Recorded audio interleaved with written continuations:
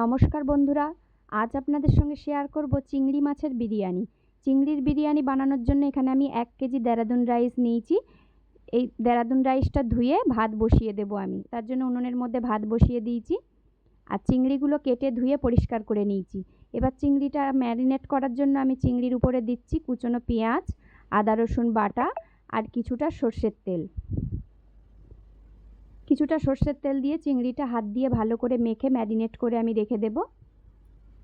এখানে আমি 500 গ্রাম চিংড়ি মাছ নিয়েছি, এটা বাগদা চিংড়ি। এবার কড়ার মধ্যে চিংড়ির বিরিয়ানির আলুটা ভেজে নেব।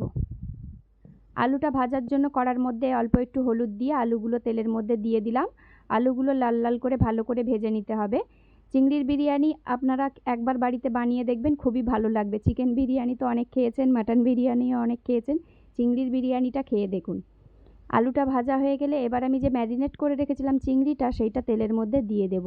দিয়ে আলুর সঙ্গে ভালো করে কষিয়ে নিতে হবে। এতে আগে থেকেই তো আমি আদা রসুন বাটা দিয়ে রেখেছিলাম, সর্ষের তেল দিয়েছিলাম।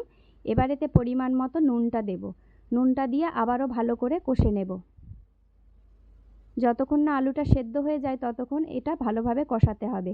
এবার এতে কাঁচা লঙ্কা বাটা 1 চামচ মতো দিয়ে দিলাম। কাঁচা লঙ্কা বাটা দেওয়ার পরে মিক্সি ধোয়া একটু জল দিয়ে 2-3টে তেজপাতা দিয়ে দেব। 2-3টে তেজপাতা দিয়ে এবার ওটা ঢাকনা দিয়ে দেব, যাতে খুব হালকা জালে আলুটা সেদ্ধ হয়ে যায়, চিংড়িটাও ভালোভাবে সিদ্ধ হয়ে যায়। এখানে দেরাদুন রাইসের ভাতটা আমি ফ্যান ঝরিয়ে রেখে দিয়েছি দেখুন ঠান্ডা করে।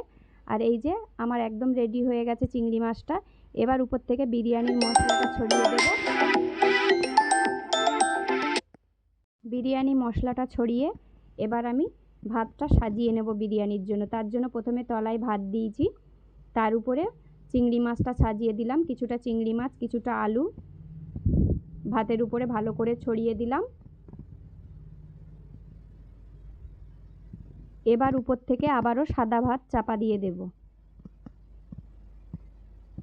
চিংড়িটা আর আলুটা ভালোভাবে দেওয়ার পরে এবার উপর থেকে সাদা ভাত ভালো করে সাজিয়ে পুরো কভার করে দেব।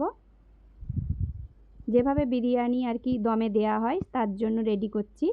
উপর থেকে সাদা ভাত ভালো করে ছড়িয়ে আর যা চিংড়ি মাছের ছিল সব কিছু দিয়ে এবার সাদা ভাতটা দিয়ে উপর থেকে বিরিয়ানি মশলা দিয়ে দিলাম। 2 চামচ কেওড়া জল, 2 চামচ গোলাপ জল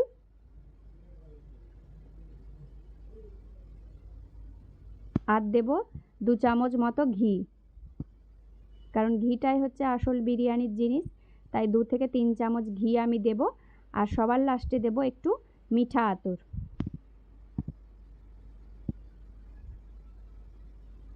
এবার একটা স্টিলের থালা আমি এর উপরে ঢেকে দিলাম, দিয়ে উনুনে দমে বসিয়ে দেব। আধা ঘন্টা দমের পরে এবার আমি নামিয়ে, চিংড়ির বিরিয়ানিটা রেডি হয়ে গেছে একদম। নামিয়ে এইবার হাতা দিয়ে দেখুন ভালো করে চিংড়ির বিরিয়ানিটা রেডি করে নিচ্ছি আর প্লেটে বেড়ে নিচ্ছি খাওয়ার জন্য।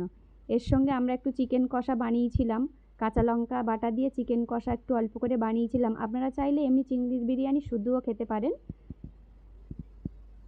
একদম রেডি হয়ে গেছে চিংড়ির বিরিয়ানি, খুবই সুন্দর হয়েছিল খেতে। একবার না খেলে আপনারা বুঝতেই পারবেন না।